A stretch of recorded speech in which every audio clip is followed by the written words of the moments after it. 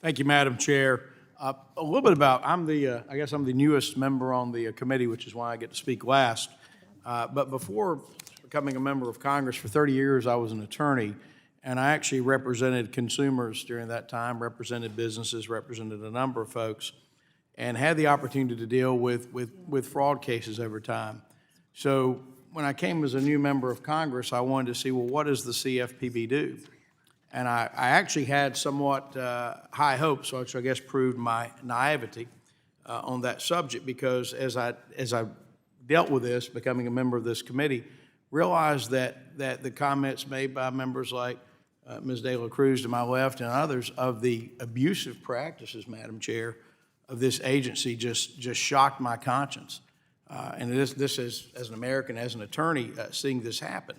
And the fact that financial institutions could not even rely with any certainty on what was legal and what was not.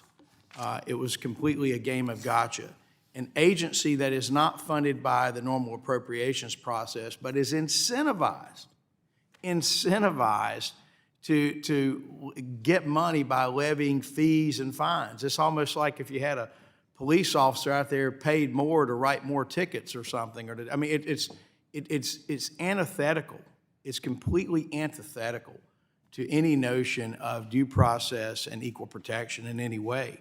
And so I think what you have with the way CFPB under the prior administration governed was actually the predator in this case, by preying on businesses, paying on companies to exert fines, forfeitures, and fees.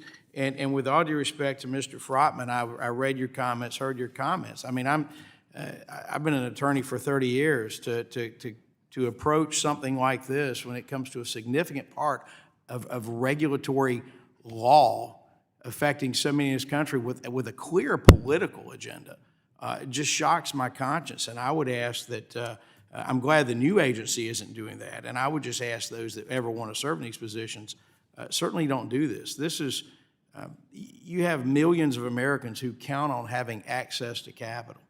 You have individuals, you have companies, businesses that are built on providing that capital.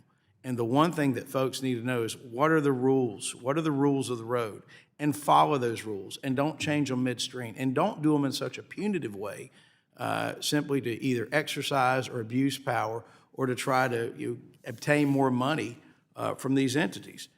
So the more I've studied this, Madam Chair, and I hope that it comes to the attention of the American people who see this absolute abuse in government. And it's Exhibit A of what's wrong or what has been wrong in so many things. But I did think about something. Under the former director, it seems that the CFPB made a habit of like bypassing the Administrative Procedures Act's notice and comment requirements, just enacting things. I think there was a whole host of these midnight entries. I don't know if they were done with an auto pen. I don't know how they were done, but they were done. But I would have a question for Mr. Schneider. And you have extensive experience with enforcement at the CFPB as well as the APA. And I'm just curious, first off, would you agree that the APA applies to the CFPB? Of course, yes, sir. And is agency guidance, is that a rule? It should not have the binding effect of law if it hasn't gone through the appropriate approval process. What about a press release? No question there. All right. How about just a statement by the director? Is that a rule? No. And so should a press release or a statement by the director be the basis of an enforcement action? It certainly shouldn't be. But my understanding is that did happen under this prior administration. Is that correct?